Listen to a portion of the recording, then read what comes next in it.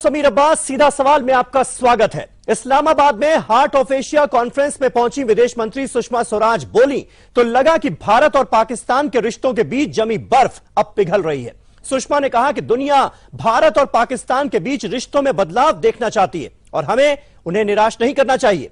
यह भी तय हो गया कि अगले साल पीएम नरेंद्र मोदी सार्क सम्मेलन में हिस्सा लेने इस्लामाबाद जाएंगे। इससे पहले पाकिस्तान के प्रधानमंत्री नवाज शरीफ ने भारत की सबसे बड़ी चिंता यानी आतंकवाद पर कड़ा बयान देकर अपने भाषण की शुरुआत की। इस बार न सीमा पर तनाव का बहाना इस मुलाकात को रोक सका और न ही हुर्रियत के नेता। ऐसे में सवाल यह है कि क्या सुषमा का पाक दौरा रिश्तों की नई शुरुआत है? Let me take this opportunity to extend our hand to Pakistan as well. It is time that we display the maturity and self-confidence to do business with each other and strengthen regional trade and cooperation. The entire world is watching and rooting for a change. Let us not disappoint. क्या भारत की विदेश मंत्री सुषमा स्वराज का पाकिस्तान में नवाज शरीफ के सामने दिया ये बयान भारत और पाकिस्तान के बीच नए रिश्तों की उम्मीद जगाता है? ये सवाल इसलिए मौजूद है क्योंकि पहले क्लाइमेट चेंज के बहाने ही सही, लेकिन सबने पेरिस में मोदी नवाज की गुफ्तगू देखी। फिर बिना किसी को भनक लगे भारत पाकिस्तान के एनएसए टॉक हो गई और अब भारत की विदेश मंत्री सुषमा स्वराज का इस्लामाबाद में कहना है कि दुनिया भारत पाकिस्तान के रिश्ते चाहती है और दुनिया को निराश नहीं करना चाहिए। दुनिया के बड़े नेताओं के सामने सिर्फ सुषमा के सुर नरम नहीं थे, नवाज ने भी सबके सामने भारत की सबसे बड़ी चिंता यानी आतंकवाद के खिलाफ हुंकार भर दी। Terrorism and extremism. These are delivering desired results. We are convinced that terrorism and extremism is the common enemy of all. We need a collective approach to combat this menace. अगले साल heart of Asia summit Bharat में होनी है और SAARC देशों की बैठक पाकिस्तान में। कूटनीति की चाशनी से भरे इन मीठे बयानों से अगर रिश्तों में जमी बर्फ कुछ हद तक पिघलती है तो आगे बातचीत की मेजें सजने में आसानी होगी। हालांकि ये पहली बार हुआ है कि भारत पाकिस्तान की बातचीत में हुर्रियत का अड़ंगा नहीं लगा। अलग थलग पड़े हुर्रियत के नेताओं को भारत पाकिस्तान के बीच ये नजदीकी रास नहीं आ रही। जब दिल्ली में दोनों ममालिकों की मीटिंग होने जा रही थी वो कैंसिल हो गई और यही सुषमा स्वराज जी उसने प्रेस कॉन्फ्रेंस दी। उसने कहा कश्मीरी स्टेक होल्डर नहीं है। इस गवर्नमेंट की जो पब्लिक कमिटमेंट और पब्लिक डिस्कोर्स है वो ये है कि कश्मीर पे कोई बात ही नहीं करनी है। हालांकि भारत पाकिस्तान के रिश्तों के लिए पीएम मोदी को रुकावट करार देने वाले कांग्रेसी नेता मणिशंकर अय्यर का कहना है कि बिना हुर्रियत का मुद्दा सुलझाए भारत पाक के रिश्ते नहीं सुलझ सकते। सबसे बड़ा अड़चन मुझे लगता है हमारी सरकार के तरफ से जो नई शर्त लगाई गई है कि वो हुर्रियत से बात नहीं कर सकते। उन्होंने हुर्रियत से बात की तो हम उनसे नहीं बात करेंगे। अब सुषमा स्वराज तो वहाँ गई हैं इस्लामाबाद, एक कॉन्फ्रेंस में गई हैं, लेकिन साथ साथ पाकिस्तानियों से वो बातचीत करेंगी। मैं ये जानना चाहूँगा जब वो लौटती हैं कि क्या इस हुर्रियत के मसले का हल निकाला है या नहीं। चिंताएं अपनी जगह हैं, पर असली सवाल यही है कि क्या सुषमा के पाक दौरे को दोनों देशों के बीच रिश्तों की नई शुरुआत माना जाए। आज बड़ी बहस इसी सवाल पर।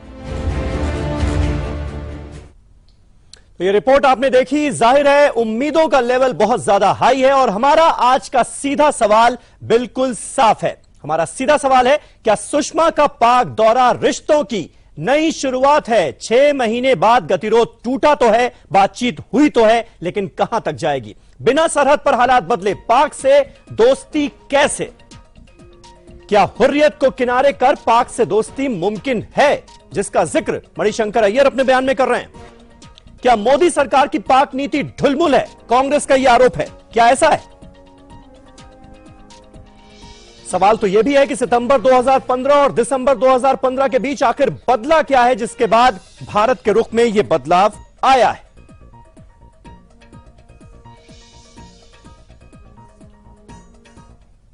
और सीधा सवाल की बड़ी बहस की शुरुआत करते हैं। हमारे साथ तमाम खास मेहमानों का एक खास पैनल जुड़ चुका है। हमारे साथ बीजेपी से मौजूद हैं प्रहलाद सिंह पटेल, सांसद हैं बीजेपी के, साथ ही साथ जेडीयू सांसद गुलाम रसूल साहब हमारे साथ जुड़ेंगे, जेडीयू का पक्ष रखेंगे। साथ ही security analyst brigadier BD Mishra हमारे साथ मौजूद हैं स्टूडियो में ही। कांग्रेस की तरफ से प्रियंका चतुर्वेदी मुंबई से हमारे साथ हैं और साथ ही साथ इस्लामाबाद का हम रुख करेंगे। मोहसिन रजा खान साहब वरिष्ठ पत्रकार हैं, वहां से हमारे साथ जुड़ चुके हैं। मोहसिन साहब, पहला सवाल आपसे, कितनी उम्मीद की जाए सुषमा स्वराज जिस तरह से सरताज अजीज से मिली हैं, नवाज शरीफ से उनकी मुलाकात हुई है, इस बातचीत पे क्या कुछ निकल कर आएगा? उम्मीद क्या की जाए? एक आम आदमी भारत और पाकिस्तान का क्या उम्मीद करे इस बातचीत से आपके हिसाब से?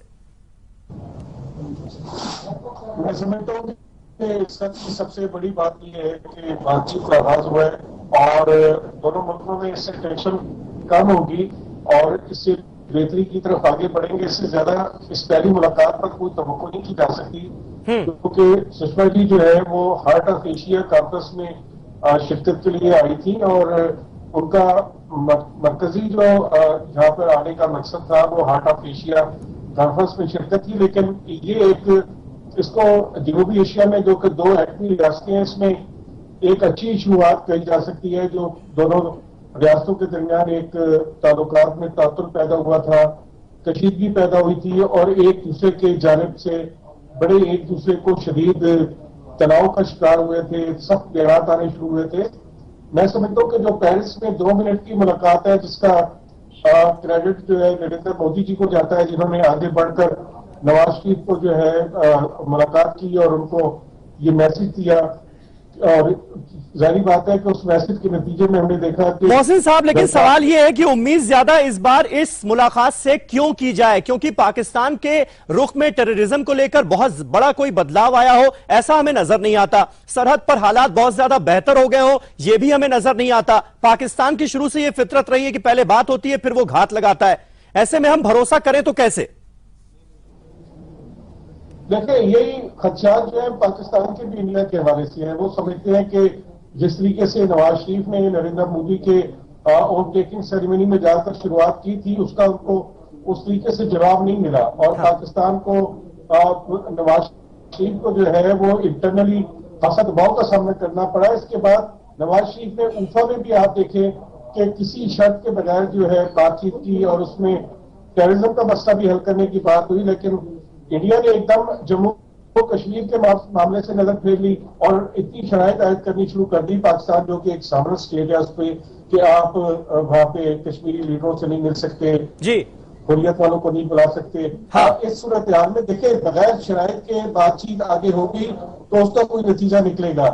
अगर भारत ये समझता है कि वो बड़ा होने के नाते।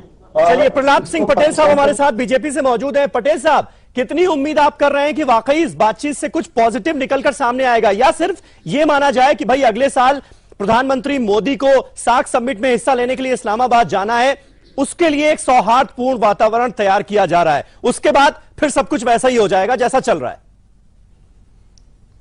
नहीं समीर जी, मुझे लगता है कि एक बात को जब हम कभी विदेश नीति पर बात करें तो ध्यान रखना होगा कि हम एक सफल, सशक्त और परिपक्व लोकतंत्र हैं दुनिया के सामने। पाकिस्तान में आज लोकतांत्रिक सरकार है, लेकिन पाकिस्तान के लोकतंत्र की परिस्थिति क्या है इस पर मैं कोई टिप्पणी नहीं करना चाहता जी, क्योंकि यहाँ पर जब हम बहस करते हैं तो ये बड़ी अनुकूल, आज तो बधाई देने का दिन होना चाहिए, क्योंकि उफा में जब एनएसए के स्तर की जब बातचीत शुरू हुई जी, और बाद में जब हार्ट एशिया कॉन्फ्रेंस में जाने का मौका आया तो जो लोग सवाल जिससे भी मन में रहा होगा, मुझे लगता है कि वो व्यर्थ सवाल था। हम अटल जी से लेकर या जवाहरलाल नेहरू से लेकर अब तक विदेश नीति के बारे में जब भी सोचते हैं तो मैं अटल जी की बात को कोट करता हूं कि हमारा दुश्मन बदल सकता है लेकिन पड़ोसी नहीं बदल सकता। दूसरी बात, जब जो बात आपने बड़ी पटेल साहब कांग्रेस भी सहमत। पटेल साहब, 2014 से पहले यही बात कांग्रेस आपको समझाती थी, तब तो फिर एक सिर के बदले 10 सिर लाने की बातें की जाती थी, वो भी तो आप ही की पार्टी के लोग थे।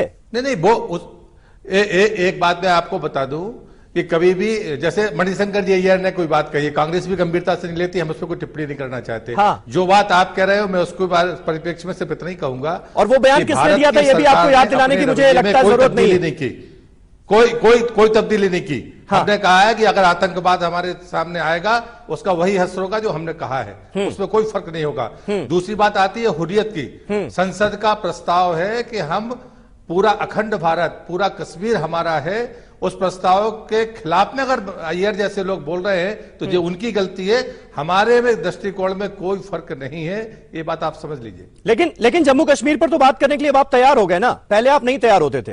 प्रियंका जी, क्या आपको लगता है कि ये सरकार के रुख में बदलाव है, कश्मीर में या फिर सरकार ने जो पहले कहा था कि भाई आतंकवाद और बातचीत साथ साथ नहीं हो सकती, उस रुख में क्या कोई बदलाव आप देखती हैं, या फिर इसे सही स्ट्रेटेजी माना जाए? नवाज शरीफ जी का बयान बदलाव का संकेत है सर। मैं एक सेकंड में कुछ बोल सकती हूँ? पटेल साहब, आपकी बात मैंने सुनी है, क्या मैं बोल सकती हूँ? सबसे पहले तो मैं यहाँ पे सरकार की कोई निंदा नहीं करना चाहूंगी, क्योंकि यहाँ पे आपके इस्लामाबाद के भी गेस्ट हैं, तो उसमें मैं अपनी टिप्पणी नहीं देना चाहूंगी। पर 2-3 चीजें हैं जो मेरे सामने आती हैं कि सरकार की इतनी कंफ्यूज पॉलिसी रही है पाकिस्तान को लेकर। अगर आप देखेंगे कि 2014 के चुनाव में कुछ बातें कही गई थी। 2014 से पहले सुषमा स्वराज जी जब पार्लियामेंट में थी, उन्होंने भी कुछ ऐसे बयानबाजी की थी जिससे एक हॉकिश इनकी पॉलिसी लगी थी। सरकार में आते ही हमने एक रवैया बदला हुआ देखा। फिर हमने देखा कि किस तरीके से जो secretary level, foreign secretary level talks थे, ये कैंसिल हुए।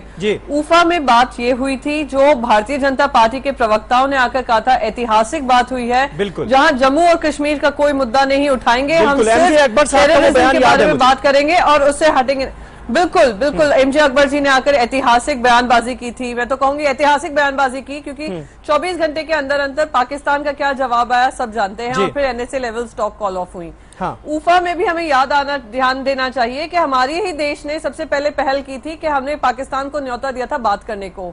अभी सामने आ रहा है कि जब हम नेपाल भी गए थे तो एक सीक्रेट मीटिंग हुई थी भारतीय प्रधानमंत्री की नवाज शरीफ के साथ नेपाल में।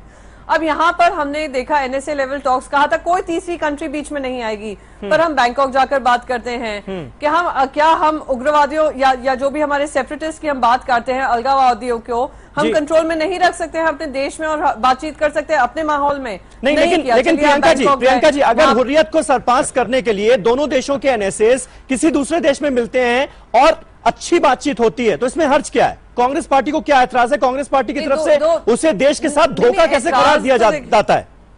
नहीं, 2 चीजें। ऐतराज तो कुछ नहीं है। हमने तो हमेशा कहा है, 10 साल हमारी पॉलिसी भी यही रही थी कि हम अपने पड़ोसी को नहीं बदल सकते हैं। हाँ। हम कोशिश कर सकते हैं कि उनको एंगेज करें और उनको सही रास्ते पर लेकर आएं। जैसे हमारी इकोनॉमी डेवलप हो रही है, उनकी भी डेवलप करें। पर हालत यह है कि उनको बातचीत नहीं करनी थी और उनका टेररिज्म में ज्यादा ध्यान था। तो हमने भी यही कहा था, पर हमें एंटी नेशनल, अनपेट्रियोटिक ऐसी जैसी शब्दों का इस्तेमाल किया था। एक सर के बदले 10 सर लाएंगे, ऐसी चीजों की बयानबाजी हुई थी। मैं बस उस पे नहीं जाकर मैं बस कहना चाहती हूँ कि ऊफा से भी अलग हटकर, ऊफा से में जो अग्रीमेंट था उससे भी अलग हटकर बैंकॉक में बातचीत हुई है। वो बातचीत होने के बाद हमारी विदेश मंत्री वहां पे जाती हैं। कोई टेररिज्म का मुद्दा अब तक हमने नहीं सुना है कि उन्होंने उठाया हो, सिर्फ अच्छी बातें हुई हैं। हाँ। पर जो हम कहते हैं कि हमारा सेंट्रल टॉकिंग पॉइंट टेररिज्म होगा, वो अब तक सामने नहीं आया है। अगर 26/11 को देख लें, लखवी के बारे में भी सुषमा जी ने ही कहा था। बिल्कुल, तब तक हम बात नहीं करेंगे। उन तमाम मसलों पर पाकिस्तान का जो रुख पहले था वही अब भी है। रसूल बलियावी साहब, आपको क्या अंतर नजर आ रहा है और क्या इस सवाल का जवाब आप देंगे कि बिना सरहद पर हालात बदले पाकिस्तान के साथ दोस्ती कैसे मुमकिन होगी?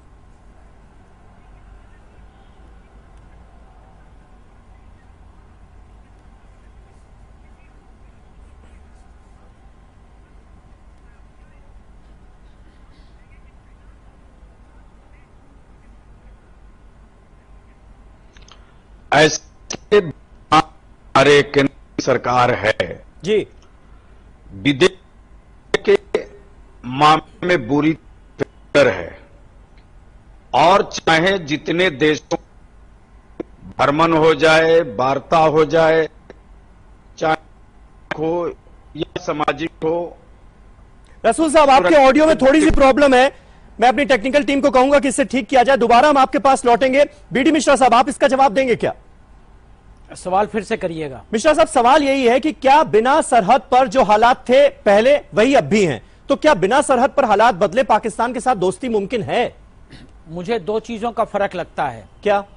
पहला फर्क तो यह लगता है कि जो आज आर्मी की जो कैजुअलिटी हो रही हैं वो कश्मीर के हिंटरलैंड में है।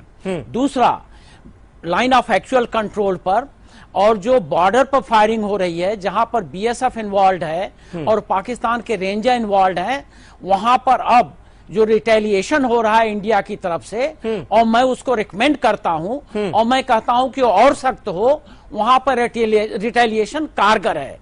तो ये अभी दो फर्क है बॉर्डर पर जो सिचुएशन है, पहली बात।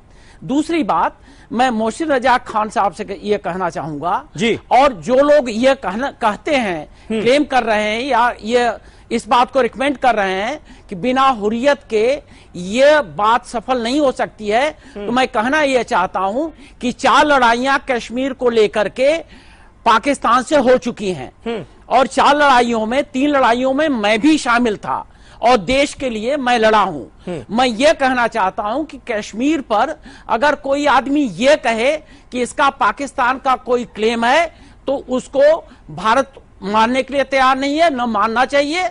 और कोई ये कहे कि इसमें हुर्रियत की कोई दखल है, मुदाखलत हो सकती है, तो भी मानने लायक नहीं है। भारत का अभिन्न अंग है पीओके।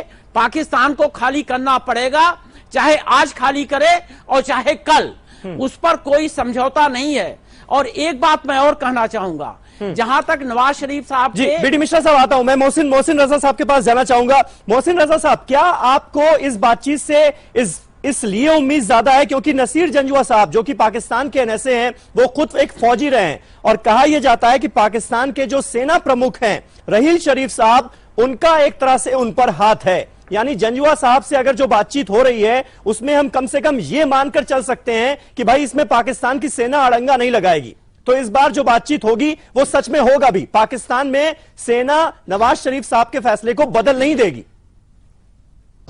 देखिए, इसमें आप इस सूरत हाल को ऐसे भी देख सकते हैं कि पाकिस्तान की जो फौज है जी, वो कभी भी इस मामले में कश्मीर का जो मसला है उसमें कभी रुकावट नहीं रही। अगर इंडिया यूएन की रेजोल्यूशंस के मुताबिक कश्मीर के मसले को हल करना चाहता है तो उसकी तरफ पेशरफ्त होनी चाहिए। कंपोजिट डायलॉग में जो कि 10 साल चलते रहे, कश्मीर के मसले पे बातचीत होती रही, सरकरीब के मामले पे इत्तेफाक राय हो गया कि सरकरीब का मसला तय कर लिया जाए, लेकिन इंडियन आर्मी ने उस मसले को ठीक नहीं होने दिया और जो इत्तेफाक राय पाकिस्तान और इंडिया के दरमियान हुआ था उसको उस पर अमन दरामद नहीं होने दिया। इसी तरीके से सियाचिन का मामला भी देखें कि सियाचिन के मामले पे भी पाकिस्तान की आर्मी की जानिब से कोई रुकावट नहीं है, लेकिन इंडियन आर्मी जो है सियाचिन को खाली करने के लिए तैयार नहीं है, उसको नो मैन एरिया बनाने के लिए तैयार नहीं है। तो मोहसिन साहब, मैंने आपसे ये सवाल इसलिए किया क्योंकि इससे पहले भी जब पाकिस्तान के साथ मुलाकातों का दौर चला है तो बहुत सारी पॉजिटिव बातें की जाती थी, लेकिन पाकिस्तान में जाकर हालात बिल्कुल बदल दिए जाते थे। सेना के दबाव में नवाज शरीफ के जो बयान थे उन्हें पलट दिया जाता था। इस बार तो कहीं ऐसा नहीं होगा, मेरी चिंता बस ये है। नहीं, आप बेफिक्र रहें। देखें, आप अपनी सेना का ख्याल करें कि वो इंडियन आर्मी जो है उसको इस इत्तेफाक की राय पे लाएं कि जनूबी एशिया में कशीदगी को कम करने के लिए हमें कुछ ना कुछ स्टेप लेने होंगे। लेकिन मैं जो काबिल एहतराम मिश्रा साहब हैं, अगर ये माइंड सेट रहेगा कि जी कश्मीर हमारा टूट अंग है और आप जो पाकिस्तान, इसमें तो कोई शक नहीं है मोहसिन रजा साहब, इसमें भारत को, हिंदुस्तान को कोई शक नहीं है कि कश्मीर हमारा अभिन्न अंग है और रहेगा। आप लोगों को गुमराह न करें। मैं ये कहता हूं कि देखिए जो हकीकत है उसके ऊपर नेहरू साहब क्यों गए थे यूनाइटेड नेशन, इसमें गुमराह क्या इसमें समीर गुमराह कर रहे हैं आपको। आपका जो हमारा वस्तु स्थिति है, जो सही स्टैंड है उसको बता रहे हैं। गुमराह तो आप गुलाम रसूल साहब आप कुछ ऐड करना चाह रहे हैं, कर सकते हैं। गुमराह तो आप अपने अवाम को कर रहे हैं। आप अपने अवाम, और जो पीओके है जिसको आपने ऑक्युपाई किया है, वहां आपने जो बैलेंस है पॉपुलेशन का, उसको बिगाड़ दिया है। वहां पर तो पंजाबी मुदाखलत हो रही है। कौन किसको गुमराह कर? और दूसरी बात यह है खुदा का खौफ करें। अशरफ गनी साहब जो अफगानिस्तान के हैं, वो भी आप पर भरोसा नहीं रखते हैं। मसला हल नहीं होगा। गुमराह तो आप कर रहे हैं। बहुत गलत बात है कि आप यह कहें कि इसमें पटेल साहब ऐसे कैसे काम चलेगा? हालात तो अभी भी जस के तस हैं। नहीं, हालात मुझे लगता है कि देखिए, जिम्मेदारी मैं सबको बधाई दूंगा, लेकिन प्रियंका जी को एक आग्रह है मेरा। हाँ, विदेश नीति पर हम दल का प्रतिनिधित्व नहीं करते, हम देश का प्रतिनिधित्व करते हैं। दो बातें साफ रखी है जो हमारे मित्र भी कह रहे हैं, जी ने कहा है, तो मैं उसको कोट नहीं करना चाहता। मैं सिर्फ इतना कहना चाहता हूं कि प्रियंका जी को मैं सिर्फ इतना कहना चाहता हूं कि दो बातें बिल्कुल साफ लिखी हुई हैं। आतंकवाद या कोई भी घुसपैठ कोई भी हिंदुस्तान की धरती पर करेगा, सेना और हमारी पैरामिलिट्री फोर्स उसका जवाब देगी। अब आप उसको एक शब्द के बदले 10 शब्द की भाषा बोलिए या जो बोलिए, मैं नहीं बोलना चाहता हूं। एक बात बड़ी साफ है। दूसरी बात है कि पीओके संसद का जो रेजोल्यूशन है वो हिंदुस्तान का हिस्सा है। इसके बगैर किसी भी बात पर यह सरकार समझौता नहीं कर सकती। लेकिन हम भी जानते हैं, हमारी संस्कृति कहती है कि शांति के बगैर कोई व्यक्ति और समाज सुखी नहीं हो सकता। ये बात पाकिस्तान को समझनी पड़ेगी, हमारे हर पड़ोसी को समझनी पड़ेगी। नहीं, प्रहलाद सिंह पटेल साहब, ये बात आप कैसे बातों के जरिए समझाएंगे या फिर एक्शन होगा? क्योंकि अगर मैं आपको एक छोटा सा डेटा बता देता हूं, दिसंबर 2014 से लेकर 27 नवंबर 2015 तक 57 हमारी सेना के जाबाज शहीद हो चुके हैं टेररिज्म से लड़ते लड़ते। तो हालात बदले नहीं है पटेल साहब। हाँ, तो अगर हम ये कह रहे हैं कि हालात बदले तो हम अपनी आंखें बंद कर रहे हैं। सलाम करते हैं और ये देश सलाम करता है, क्योंकि देश की शांति और एकता अखंडता के लिए जो कुर्बानियां होंगी, उन कुर्बानियों के लिए हम जैसे लोग हमेशा मानते हैं, मेरी पार्टी मानती है, मेरा विचार मानता है, मेरी संस्कृति मानती है कि उसके लिए तो हमें लड़ना होगा, उसके लिए हमें खपना होगा, उसके लिए हमें मरना पड़ेगा तो मरना होगा। लेकिन हम हमेशा ये मानते हैं कि शांति होनी चाहिए, तभी समाज सुखी हो सकता है। और ये सिर्फ देश के भीतर नहीं, दुनिया के सामने ये आइडियोलॉजी, ये हमारी सांस्कृतिक विरासत, यही दुनिया में शांति लाने का काम करेगी। और अगर पाकिस्तान के प्रधानमंत्री इस बात को समझ रहे हैं तो मैं समझता हूं कि ये भारतीय संस्कृति की। गुलाम रसूल साहब, आप कुछ ऐड करना चाह रहे थे, क्या आपको लगता है वाकई हालात बदल गए हैं, ये रिश्तों की नई शुरुआत है?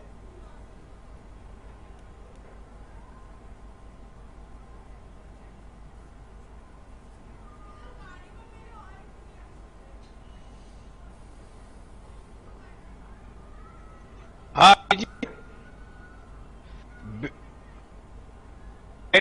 कोई बात नहीं है। अभी जो मैं कहना चाहता हूं कि वो अपने दिमाग में गलतफहमी का है, कश्मीर की तरफ किसी को उंगली उठा, कहीं से भी कश्मीर तो। माफ कीजिएगा रसूल साहब, आपकी बात हम तक नहीं पहुंच पा रही है। हम दोबारा आपका जो टेक्निकल प्रॉब्लम है वो उससे सॉल्व करने की कोशिश करेंगे। प्रियंका जी, आप कुछ कहना चाह रही थी, क्या वाकई जो हालात हैं उनमें किसी तरह का बड़ा बदलाव आप देखती हैं, या फिर एक बार फिर बातचीत होगी, पॉजिटिव बातें की जाएंगी, ज्वाइंट बयान हमारे सामने होगा, लेकिन फिर कुछ दिनों बाद हालात वैसे ही हो जाएंगे, ये माना जाए? देखिए, पिछले अगर हम 16-18 महीने में देखेंगे, जब से मोदी जी की सरकार आई है, तो जब प्रधानमंत्री की स्वेरिंग इन सेरेमनी थी और सब सार्क नेशंस के प्रधानमंत्रियों को बुलाया था, न्योता जिसमें से पाकिस्तान के प्राइम मिनिस्टर को भी दिया गया था, उसको सारे टेलीविजन चैनल्स ने डिबेट किया था, उसको मास्टर स्ट्रोक बताया गया था कि प्रधानमंत्री के आते ही उन्होंने एक मास्टर स्ट्रोक छोड़ा है जी। फिर वापस से हमने देखा था क्या हालात हुए थे, साड़ी शॉल हुआ, फिर बातचीत खत्म हो गई। फिर उफा में जब हुआ तो भारतीय जनता पार्टी के प्रवक्ताओं ने आकर उसको ऐतिहासिक डिसीजन बताया, तो भी उसके कुछ दिन बाद हमने देखा NSA level talks call of हो गए। अब तीसरी बार हो रहा है जहां देश के एनएसए मीटिंग हुई है, फॉरेन सेक्रेटरी लेवल टॉक्स हुए हैं और हमारी एक्सटर्नल अफेयर्स मिनिस्टर इस्लामाबाद पहुंची हैं और वहां पे जाकर उन्होंने ये भी कमिट किया है कि नरेंद्र मोदी जी आएंगे वहां पर, पाकिस्तान पहुंचेंगे। तो मैं बस यही समझना चाह रही हूँ कि जब ग्राउंड पे किसी तरीके का चेंज नहीं आया है, अभी भी उतने ही प्रियंका जी 6 महीने से जो गतिरोध चला आ रहा था, कम से कम वो टूटा तो है, ये तो मानेंगी आप। और पाकिस्तान हमारा पड़ोसी मुल्क है, हम बातचीत बंद तो नहीं कर सकते उससे, बातचीत तो हमें करनी पड़ेगी। 3 चीजें हम बार बार कह रहे हैं, हमें बातचीत से कोई हर्ज नहीं है, पर कंसिस्टेंट डायलॉग होना चाहिए और डायलॉग वो होना चाहिए जिस एजेंडा को हमने सामने रखा है। हम हैं उनके जो आतंकवाद हमले होते हैं, हम उससे त्रस्त हैं। मुंबई में हमने देखा आतंकवादी हमला हुआ था, हर रोज बॉर्डर पे गोलाबारी होती है। तो ये समझना जरूरी है, कंसिस्टेंट फ्रेमवर्क होना चाहिए, कंसिस्टेंट डायलॉग होना चाहिए और हमारे एजेंडा पे होना चाहिए, ना कि पाकिस्तान के डिसाइडेड एजेंडा पे। ये मेरे 3 पॉइंट्स हैं जो मैं बार बार कहने की कोशिश कर रही हूँ। ग्राउंड पे कोई स्थिति बदली नहीं है, बातचीत शुरू हुई है। बिल्कुल, ग्राउंड पर कोई स्थिति बदली नहीं है। और जहां तक हाफिज सईद और लखवी का सवाल है, उसके खिलाफ भी पाकिस्तान ने वो कार्रवाई नहीं की, हमारे अनगिनत बार कहने के बावजूद भी। फिर ऐसे में हम पाकिस्तान से क्या उम्मीद करें, इस पर भी होगी बात। एक छोटा सा ब्रेक ले रहे हैं, मजबूरी है, लेकिन ब्रेक के बाद इसी चर्चा को आगे बढ़ाऊंगा सीधा सवाल।